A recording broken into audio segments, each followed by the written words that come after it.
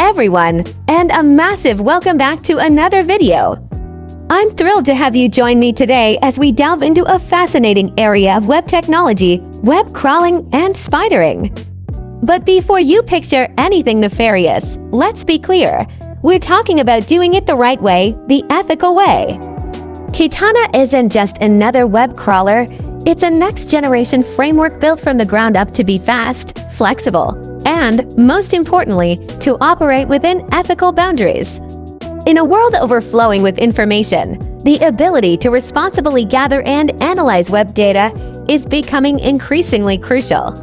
Whether you're a cybersecurity professional conducting research, a data scientist looking for valuable insights, an academic studying online trends, or even a business owner monitoring your online presence, Katana offers a powerful and ethical solution. So, what exactly makes Katana a next-generation framework, and why should you consider it for your web crawling needs? Let's dive into its core features and explore what sets it apart. First and foremost, Katana is engineered for speed and full configurability. We're talking about a framework that can efficiently traverse the web while giving you granular control over virtually every aspect of the crawling process. You can fine-tune things like the number of concurrent requests, the delay between requests to respect server load, custom user agent strings to identify your crawler, and even set timeouts for connections. This level of configurability ensures you can adapt Katana to the specific requirements of any website you're targeting, optimizing for both speed and responsible resource usage. Next up, Katana offers the crucial choice between standard and headless modes. In standard mode, Katana can operate with a full graphical browser environment.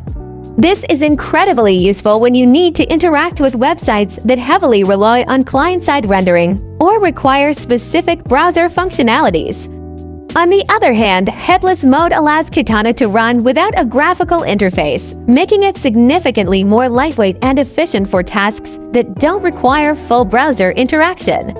In today's dynamic web landscape, JavaScript parsing and crawling is absolutely essential. Many modern websites rely heavily on JavaScript frameworks like React, Angular, and Vue.js to load and render content. Traditional crawlers that only parse static HTML often miss a significant portion of the information. Katana tackles this head-on with robust JavaScript execution capabilities. Once Katana has done its work, you need to be able to access the extracted information in a useful format. That's where customizable output with pre-configured fields comes in. You can define the exact data points you want to extract from each page, things like page titles, meta descriptions, specific product details, or any other relevant information. Katana then organizes this data according to your specifications, making it easy to analyze and work with. Katana offers incredible flexibility when it comes to input.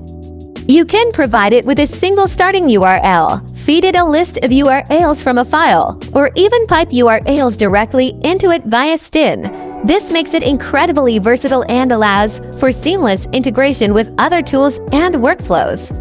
For instance, you could generate a list of URLs from another script and pipe them directly into Katana for crawling.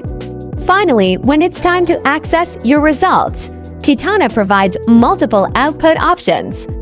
You can print the extracted data directly to your console using Step for quick inspection, save it to a file for later analysis, or structure it in JSON format, which is ideal for programmatic access and integration with other applications.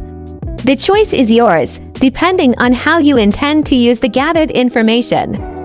If you're serious about web crawling and want a framework that's not only powerful but also encourages responsible data acquisition, then Katana is definitely a tool you should explore further.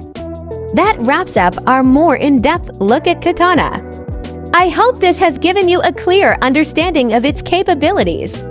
Do let me know in the comments below if you have any specific questions or if you'd like to see future videos demonstrating how to use Katana for particular tasks or exploring some of its more advanced features. Thanks so much for tuning in today. Don't forget to like this video if you found it informative. and subscribe to the channel for more exciting tech explorations. I'll catch you in the next one.